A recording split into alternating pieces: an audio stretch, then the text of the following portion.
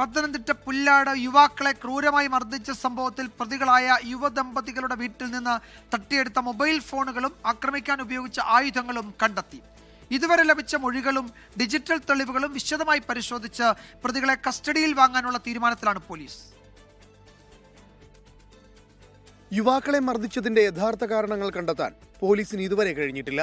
ജയേഷിന്റെ ഭാര്യ രശ്മിയുടെ ഫോണിൽ നിന്ന് ലഭിച്ച ദൃശ്യങ്ങളും റാന്നി ആലപ്പുഴ സ്വദേശികളുടെ സാക്ഷിമൊഴികളും പോലീസ് വിശദമായി പരിശോധിക്കും.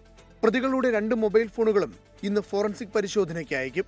ജയേഷിന്റെ ഫോണിൽ ഉണ്ടെന്ന് സംശയിക്കുന്ന നിർണായക ദൃശ്യങ്ങൾ കണ്ടെത്തുക എന്നത് അന്വേഷണ സംഘത്തെ സംബന്ധിച്ച് നിലവിൽ നിർണായകമാണ്. കഴിഞ്ഞ ദിവസം പ്രതികളുടെ വീട്ടിൽ നടത്തിയ പരിശോധനയിൽ ആക്രമിക്കാൻ ഉപയോഗിച്ച വെട്ടുകത്തിയും കട്ടിംഗ് പ്ലെയറും പോലീസ് കണ്ടെടുത്തിരുന്നു.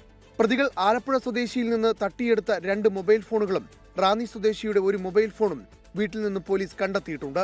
പരമാവധി ശാസ്ത്രീയ തെളിവുകൾ ഉൾപ്പെടെ ശേഖരിച്ച ശേഷമായിരിക്കും പ്രതികളെ കസ്റ്റഡിയിൽ വാങ്ങുക. കൂടുതൽ പേർ ആക്രമണത്തിന് ഇരയായോ എന്ന കാര്യത്തിൽ അന്വേഷണം തുടരുകയാണ്. പോലീസിന് ചില സൂചനകൾ ഉണ്ടെങ്കിലും ആരും പരാതിയുമായി രംഗത്ത് വരാത്തതാണ് വെല്ലുവിളി. 24 പത്തനംതിട്ട.